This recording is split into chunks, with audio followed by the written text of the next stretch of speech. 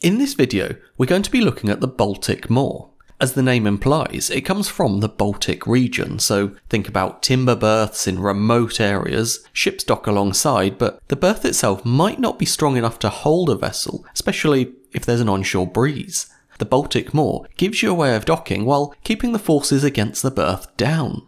People do say it gives a way of berthing alongside in a strong wind, but personally, I would doubt that anyone other than the most experienced sailors would want to be faffing around with it if the weather is too bad for a regular docking.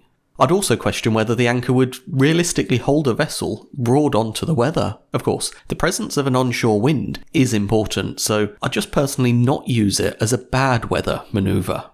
So, how do you do a Baltic Moor? Well, preparation is key. Before you get to the anchoring position, you're going to need to feed a wire from the aft mooring deck along the offshore side of your vessel up to the forecastle. You're going to be attaching it to the anchor cable, so lower your offshore anchor a little bit until you can get to the cable and then attach the chain to it.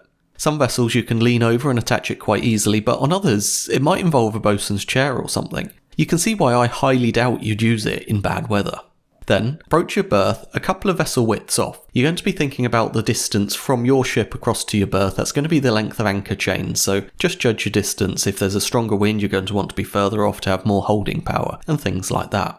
As your bow passes the middle of your final berthing position, drop the anchor and let the chain slowly pay out. The length of chain initially should match the length of wire you're using, so you're thinking about the length of your own vessel. Once you've let out that amount of chain, then try and hold it in position there.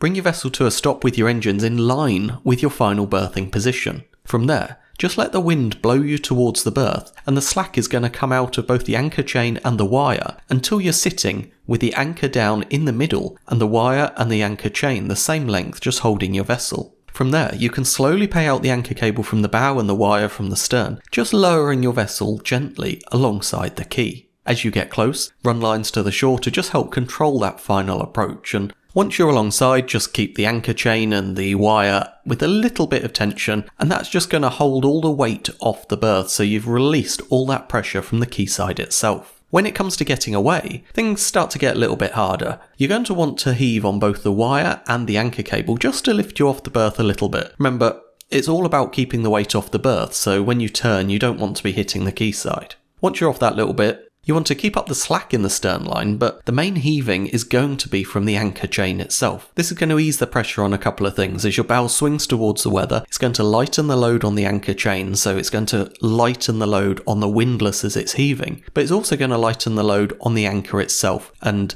there'll be less chance of dragging as the chain shortens in length. You just continue heaving until the anchor is clear of the seabed, at which point you can start to move away. When the anchor's clear of the water, the wire should be visible again, so you can detach it and put everything back to normal as you steam away.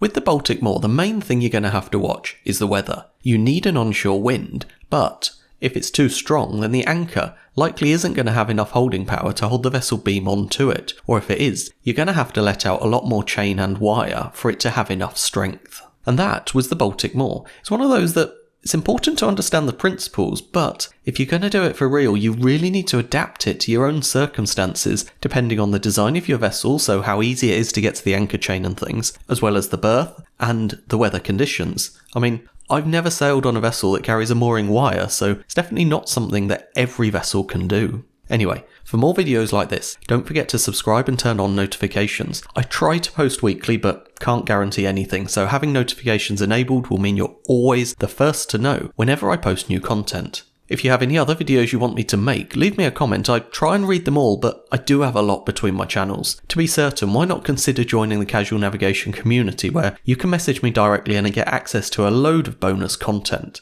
There's a link in the description if you want to check it out. Until next time, thank you for watching, and goodbye.